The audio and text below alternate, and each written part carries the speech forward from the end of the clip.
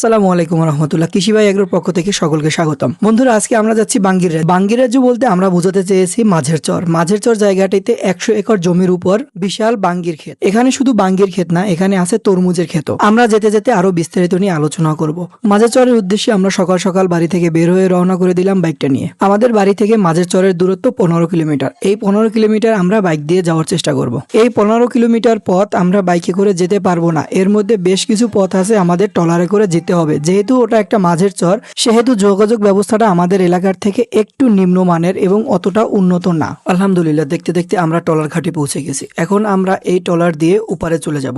ওপারেই মূলত মাঝের চরটি মূলত 100 একর জমির উপর নির্মিত। আমরা এখন ট্রলারে উঠে নদীর দুই পাশের দৃশ্য দেখতে দেখতে মাঝের চরের দিকে চলে যাব। ট্রলার ঘাট এবং মাঝের চরের মধ্যবর্তী যে নদীটি বয়ে গেছে, এই নদীটির নাম হলো গিয়ে বিষখালী নদী। এই বিষখালী নদীর ইলিশ মাছ বেশ মজা।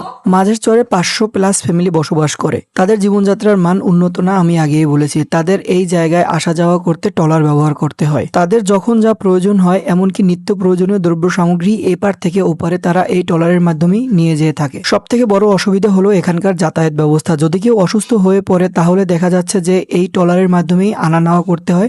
মানুষের ভোগান্তি একটু বেশি পেতে হয়। ক্ষেতের মধ্যে ঢোকার পর আমাদের চোখ যতদূর পর্যন্ত যাচ্ছিল ততদূর পর্যন্ত দেখতেছিলাম এক একটা বিশাল সাইজের বাঙ্গি। আমি 2-1টা বাঙ্গি হাতে নিয়ে দেখতেছিলাম যে এক একটা বাঙ্গির ওজন কিরকমের হয়ে থাকে। এক একটা বাঙ্গি আনুমানিক 3 থেকে 4 কেজি পর্যন্ত হয়ে থাকে। আসসালামু আলাইকুম, কাকা ভালো আছেন? ওয়ালাইকুম আসসালাম ওয়া রাহমাতুল্লাহ। আলহামদুলিল্লাহ। জি, আপনারা ভালো আছেন? জি, আলহামদুলিল্লাহ ভালো আছি। মানে আপনাদের জায়গাতে আসলাম আমরা অনেক কষ্ট করে, বিশেষ করে দেখলাম খাওয়ার মাধ্যমে আসতে হয়, টাকা যাইতেই তো খরচ হইতেছে। তারপর আপনারা এই জায়গায় দেখলাম কর্ম করেন, এই জায়গায় অনেক জিনিস পাওয়া যায়। এখন টিকে যায় কিভাবে কি করেন আপনারা?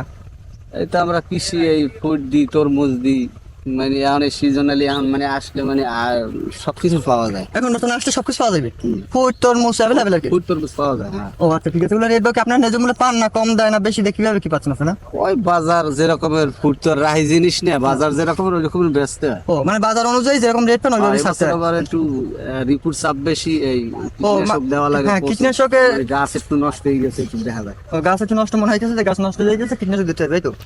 তা পরিচর্যা মোটামুটি আলহামদুলিল্লাহ আপনারা নিজে দেখলাম মারা বোনেরা বিশেষ করে সবাই মিলে দিলেই করতে আসে, ওই যাদের পুরুষ কম একটু মহিলা একটু হেল্প করে আর কি। জি জি, তাহলে তো উভয় মিলিয়ে দিলে কাজ বাজ করতে আছে। করা লাগে, সংসার তো খাইতে করা লাগবে না। জি জি, তাহলে এগুলো আবার তো এরকম আপনাদের পাইকারি নিয়ে যান, আপনার দিয়ে আসেন? না, ঢাকায় পাঠিয়ে ও, দূর দূরান্ত থেকে পার্টি এসে নিয়ে যায়। তারা সবসময় আপনাদের কাছে যোগাযোগ করে, যখন যা প্রয়োজন আসে নিয়ে যায়, তো বছর শেষে এই দিনে এমনি আয়। প্রত্যেক বছর এই দিনে তারা আসে যায়।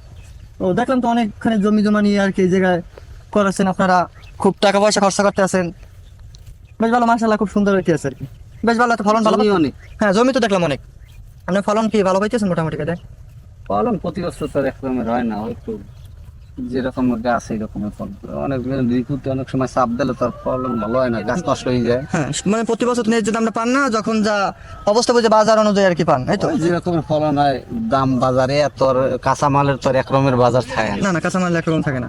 হ্যাঁ, তবে এবছর আঙ্গি তো ওই ফুড তো মানে কাঁচামাল। হ্যাঁ, কাঁচামাল দেখা যায় রাহি কোনো জিনিস নেই। না, হয়তো এবছর ন্যায্য দামটা পান, আগামীতে পান না, বা এবছর পান না আগামীতে পান না, হয়তো এরকম না। তাহলে কষ্ট করে চলাফেরা করতে আপনাদের আর কি।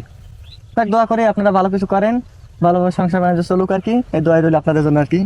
এই দেখলাম অনেকখানি জমি জমা নিয়ে আর কি করা, বেশ ভালো, খুব ভালোই লাগলো। আমরা আসছি এই খাওয়ার মাধ্যমে। আমরা সবকিছু ঘুরে দেখতে দেখতে এর মধ্যে স্থানীয় একজন কৃষক ভাইয়ের সাথে দেখা হয় এবং তার কাছ থেকে আমরা বেশ কিছু তথ্য সংগ্রহ করার চেষ্টা করছিলাম। সে আমাদের বেশ কিছু তথ্য দিয়েছে যা আপনাদের সামনে আমরা তুলে ধরেছি। দেখতে দেখতে আমরা ভিডিওর একদম শেষ পর্যায়ে চলে এসেছি। এখন আমাদের বিদায় নেওয়ার পালা। আমরা যেভাবে ট্রলারে করে আসছিলাম, এখন আমরা এখান থেকে সেভাবেই ট্রলারে করে চলে যাব। আপনাদের জ্ঞাতার্থে জানিয়ে রাখি, ট্রলার ভাড়া আসতে 10 টাকা লাগে এবং যেতেও 10 টাকা লাগে। ধন্যবাদ সকলকে কষ্ট করে ভিডিওটি দেখার জন্য।